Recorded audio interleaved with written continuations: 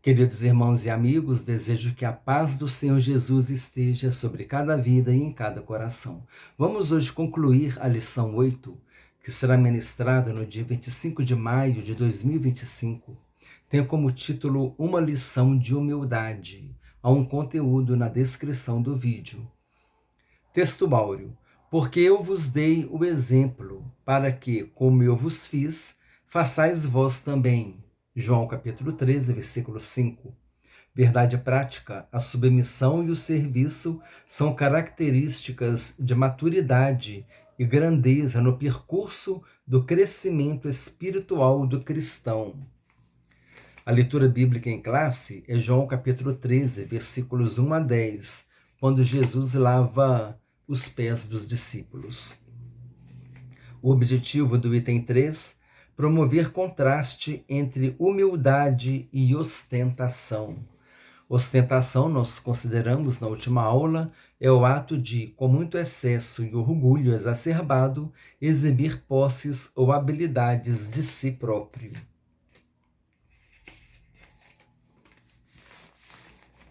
Item 3, humildade e ostentação. 3.1. Uma competição silenciosa.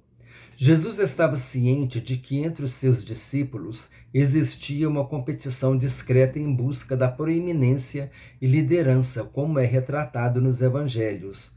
Já havia preocupações entre eles sobre quem ocuparia o lugar mais destacado no eventual reino de Jesus.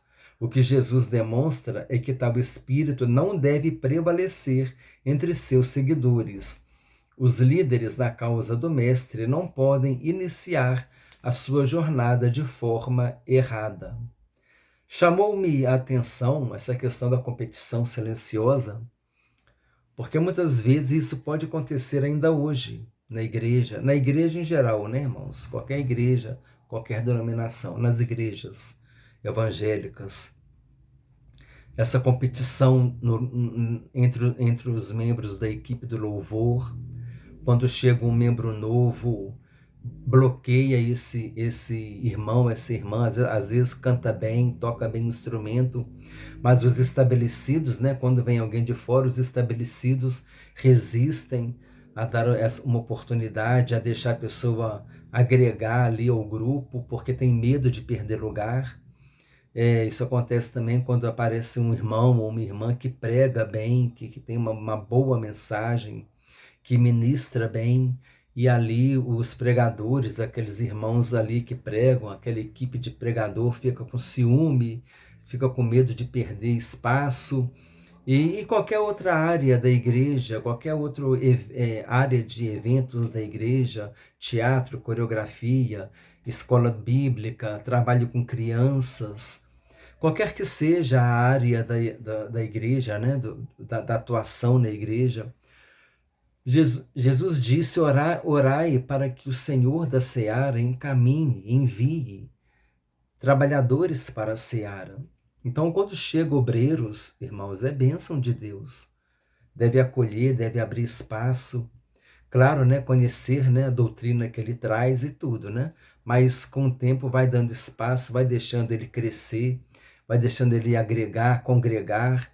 E é importante ter uma equipe grande, porque se amanhã ou depois essa igreja quiser abrir uma filial, ela tem obreiros para levar para essa filial. É triste uma igreja vir e falar: eu não posso. A liderança fala assim: eu não posso abrir uma filial porque eu não tenho quem toque instrumento lá, eu não tenho quem pregue. Mas se tiver uma equipe boa, numerosa, pode haver deslocar um grupo de pessoas para abrir um trabalho, e ali vai dar suporte àquele trabalho. E também cada um de nós, né, fazer essa reflexão, porque se você foi chamado por Deus, se você foi estabelecido por Deus, ninguém te tira. E se chegar outro irmão ali com unção, que foi escolhido por Deus também, o objetivo é agregar, o objetivo é unir. Eu vou até ler aqui a sinopse 3, né? Depois a gente lê de novo, está na descrição, porque está relacionada com o que nós estamos falando. A humildade não compete, ela coopera. Olha só, Tomar cuidado com a competição na igreja. A humildade não busca notoriedade, ela busca o servir. A pessoa quer servir, não quer ser reconhecida. Ela quer ser reconhecida por Deus, né? Por Deus eu quero ser reconhecido. Por Deus eu quero ser aprovado. Ela busca o servir, né? E não a notoriedade. A humildade não obriga, ela convida. Então é muito pertinente com o que nós estamos considerando. Amém? 3.2. O caminho humilde de Jesus. Através do episódio do lava-pés, nosso Senhor revelou que o caminho dos seus discípulos não se alicerça no sucesso material, na notoriedade ou na ambição, mas sim na capacidade de servir o próximo de maneira humilde. Desta forma, a Igreja de Cristo estaria em desacordo com a dinâmica mundana da ostentação e da presunção. O serviço amoroso e humilde é característico da Igreja de Cristo. Assim não haveria espaço para disputas, a fama seria deixada de lado e a ambição afastada. Por meio do exemplo modesto de Jesus no episódio do lava-pés, as consciências dos discípulos foram despertadas. Foi aquilo que nós acabamos de considerar, né? O serviço amoroso e humilde é característico da Igreja de Cristo. Assim não haveria espaço para disputas, ficar disputando com o irmão do ministério, quem toca melhor, quem canta melhor, quem ministra melhor. A fama seria deixada de lado, ninguém está preocupado com reconhecimento humano, preocupado com o reconhecimento que vem de Deus. Se você tiver o reconhecimento que vem de Deus, o reconhecimento humano virá. Porque Deus ele vai te honrar, vai te engrandecer. Não é porque você é uma cidade edificada sobre um monte. E não se pode esconder uma cidade edificada sobre um monte. Jesus é este monte, amém, irmãos? Assim não haveria espaço para disputas, a fama seria deixada de lado e a ambição afastada. Por meio do exemplo modesto de Jesus no episódio do lava-pés, as consciências dos discípulos foram despertadas. João capítulo 13, versículos 13 e 14. Aqui eu repeti a leitura porque eu fiz um comentário e acabei repetindo, mas é bom ouvir mais vezes para a gente ir assimilando. Número 3, um convite à humildade. Inclusive, a palavra-chave da lição é humildade. Um convite à humildade. A vida e os ensinamentos do nosso Salvador constituem um convite para aprendermos com ele sobre mansidão e humildade. Nesse sentido, somos convidados por Jesus a cultivar um coração humilde, desprovido das armadilhas da ambição, da ostentação e do egoísmo. Somos chamados a partilhar dos mesmos sentimentos que pautaram sua vida e ministério terreno, aquele texto de Filipenses capítulo 2, versículos 5 a 8. Assim sendo, a lição do lava-pés é um apelo para vivermos uma existência de humildade diante de Deus em todas as circunstâncias da vida. Sinopse 3, que nós já lemos, vamos ler novamente. A humildade não compete, ela coopera. A humildade não busca notoriedade, ela busca o servir. A humildade não obriga, ela convida. Auxílio bíblico teológico, o serviço amoroso. Tendo lavado os pés dos discípulos e vestido a sua túnica, Jesus, estando à mesa, outra vez perguntou aos discípulos: Entendeis o que vos tenho feito? MacGregor comenta: quando veste a sua túnica, Jesus assume a sua vida novamente no poder do Espírito e assim esclarece todas as coisas. Sem esperar por uma resposta, Jesus explicou que isto tinha sido um exemplo ou modelo que estimula ou deve estimular alguém a imitá-lo. Nós lemos, né? Aqui no item 2, no item 1, item 1.3, a mudança de paradigma, a mudança do modelo. Paradigma é um modelo a ser seguido. Então, qual era o modelo a ser seguido? O modelo a ser seguido é que o servo lava o pé do seu senhor. Esse é o paradigma, esse é o modelo. Mas Jesus quebrou isso. Ele, como Senhor e Mestre, ele lavou os pés dos seus servos, dos seus discípulos. Por isso que houve essa quebra, né? Que ele quebrou o paradigma. O paradigma é um modelo a ser seguido. Da mesma forma que ele, seu mestre, que significa literalmente ensinador, mestre significa ensinador, da mesma forma que ele, seu mestre, literalmente ensinador e senhor lhes tinha feito, assim deveriam fazer uns aos outros. Hoskins diz: seu ato de lavar os pés dos discípulos expressa a própria essência da autoridade cristã. Não parece haver qualquer evidência que Jesus quisesse que a lavagem dos pés fosse instituída como um sacramento. Mas fica claro que ele estava ensinando pelo exemplo básico e axiomático, embora paradoxal, que a única maneira de ser o maior ou de ser bem-aventurado é tomar a estrada do serviço amoroso e do sacrifício, baseado no conhecimento da vontade de Deus para nós. A palavra traduzida como bem-aventurado no texto das Beatitudes, das bem-aventuranças, é makarioi, no grego, né? O texto das Beatitudes ou das bem-aventuranças. Bem-aventurados os que choram, porque serão consolados. Então, ali é Mateus capítulo 5, versículos 3 a 12. Então, ali, makarioi, que está escrito ali nos bem-aventurados, que pode ser felizes também.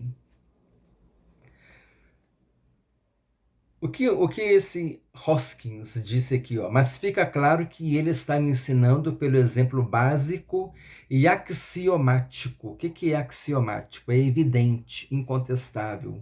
Embora paradoxal. O que é paradoxal? Paradoxal é aquilo que é um absurdo, aquilo que é um contraditório. Apresenta elementos que se contradizem. No reino de Deus, quem serve é o maior. Quem serve no reino de Deus é o maior. Isso é um paradoxo. O servo é o maior, aquele que serve é o maior. Isso é uma contradição, isso é um paradoxo. Então, mas fica claro que ele estava ensinando pelo exemplo básico e evidente, incontestável, axiomático, embora paradoxal, que a única maneira de ser o maior ou de ser o bem-aventurado é tomar a estrada do serviço amoroso e do sacrifício, baseado no conhecimento da vontade de Deus para nós. Então aqui nós temos duas palavrinhas novas para o nosso vocabulário. O axiomático, que é evidente, incontestável, e paradoxal, que apresenta elementos que se contradizem. O exemplo aqui é que o mestre, né, está lavando os pés do servo, quando na verdade o servo, o senhor, quando chegava em casa, os seus servos é que lavavam os seus pés.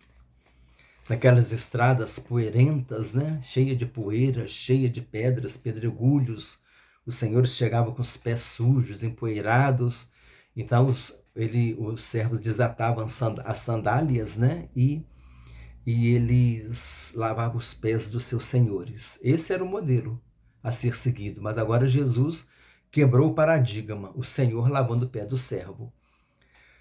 Eu comentei no vídeo anterior que João Batista, ele se colocou como menor do que o servo, porque o servo, ele desatava a sandália do seu senhor para poder lavar o pé dele.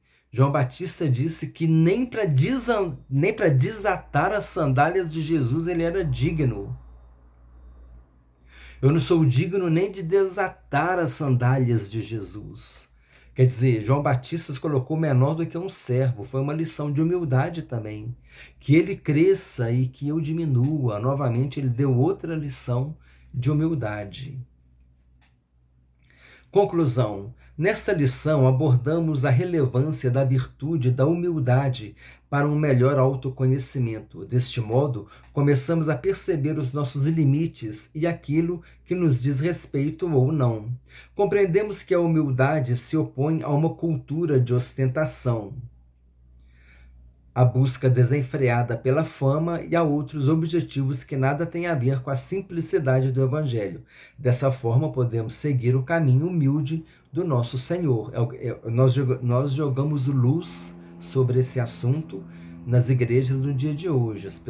Muitas pessoas, no grupo de louvor, os que cantam, os instrumentistas, os pregadores, que querem fama, que querem reconhecimento, e eles esquecem que eles têm que estar atrás da cruz de Cristo. Jesus disse: sem mim nada podeis fazer. Nós dependemos do Senhor, que Ele cresça e que a gente diminua. E aquilo que eu falei, se Deus te estabeleceu, Ele vai te engrandecer, Ele vai te exaltar, Ele vai te honrar. Ele fez isso com Moisés, fez isso com Josué, fez isso com seus profetas. Então, aqui a gente percebe essa questão da busca desenfreada na fama, essa competição que nós abordamos aqui, que a gente tem que vigiar, né? A igreja, a liderança tem que vigiar nessa questão de competição, de querer aparecer, né? Vamos assim dizer. Os irmãos entendem o que eu estou falando. E também aquela questão de, já que eu estou estabelecido, apareceu um novo talento aí, né, que pode competir comigo, eu vou abafar ele. Quer seja um pregador, que prega até melhor do que eu, quer seja alguém que cante melhor do que eu, quer seja alguém que seja um instrumentista melhor do que eu, quer seja alguém que entenda mais de criança e que trabalhe melhor com crianças do que eu, mas como eu sou estabelecido na igreja, eu vou abafar esse que vem de fora. Temos que tomar cuidado com isso. A liderança precisa ficar atenta, porque, como eu falei, quanto mais obreiros tiver na obra de Deus, melhor. Na ausência de um, outro cobre, e amanhã ou depois que abrir um trabalho, tem culto nas casas, tem como fazer escala, não fica dependendo só de um, só de dois. Amém? Orai para que o Senhor envie trabalhadores para a seara. E na hora que chegar, irmãos, é para deixar a pessoa desenvolver o ministério dela, amém? A liderança tem que ficar atenta em relação a isso. Revisando o conteúdo. Primeira pergunta, são 5 perguntas e respostas. Primeira pergunta, segundo João 13, como se manifestava o ato de cingir-se? No capítulo 13, Jesus tomou uma bacia com água e uma toalha, levantou as pontas das suas vestes e atou-as à cintura. Pegou nas mangas longas e largas das suas roupas masculinas, típicas da época, e amarrou-as atrás do pescoço. Número 2. Conforme a lição, o que a humildade representa? A humildade representa a verdadeira grandeza espiritual do Senhor, a verdadeira grandeza espiritual do seguidor do Evangelho. Olha só. A humildade representa a verdadeira grandeza espiritual do seguidor do Evangelho, porque ele sabe que ele depende de Deus, sem mim nada podeis fazer, não é? Número 3. Por que razão Jesus trocou os papéis de Senhor e servo em João 13, segundo a lição? Ele deliberadamente trocou o seu papel de Senhor pelo de um simples servo para ensinar aos seus discípulos a importância da humildade. É aquilo que nós falamos, a mudança de paradigma, a mudança do modelo a ser seguido.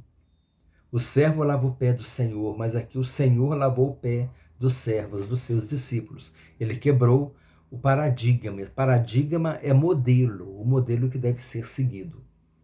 Número 4. O que Jesus percebia sobre os discípulos conforme abordado na lição? O nosso Senhor percebia que existiam momentos em que os seus discípulos se preocupavam com quem seria considerado maior. Aí Jesus foi lá, chamou uma criança e deu uma lição de moral neles, né? Deu uma lição para eles. Número 5. Essa passagem está em Lucas capítulo 22, versículos 25 a 27, se você quiser consultar na sua Bíblia. Número 5. Para que propósito a vida e os ensinamentos de Jesus nos convidam? A vida e os ensinamentos do nosso Salvador constituem um convite para aprendermos com ele sobre mansidão e humildade. Mateus 11, 29, aquilo que nós falamos no vídeo anterior, no tópico 1, no tópico 2, nós falamos. Precisamos pedir a Deus, né? A gente precisa ter uma vida plena do Espírito Santo, viver na plenitude do Espírito Santo, para que a gente possa, para que o nosso ego, o nosso eu diminua e que o Senhor cresça. E na medida em que o Senhor cresce, as virtudes dele se manifestam em nós. Quanto mais do Espírito Santo nós tivermos em nós, mais do fruto do Espírito Santo nós vamos produzir. Amor, alegria, paz, longanimidade, bondade, mansidão, domínio próprio, fé. E assim a gente vai fazendo a vontade de Deus. Amém? Então isso aqui sim, mansidão e humildade, duas coisas que só pelo agir do Espírito Santo em nossas vidas é que a gente vai conseguir fazer com sinceridade diante de Deus e dos homens. Assim, irmãos, nós terminamos a lição 8, uma lição de humildade, vai ser ministrada dia 25 de maio de 2025. Compartilhe esse estudo com irmãos e amigos, com aqueles que amam estudar a palavra de Deus e também com todos aqueles que estão estudando esta revista. Desejo que Deus te abençoe ricamente, em nome do Senhor Jesus Cristo.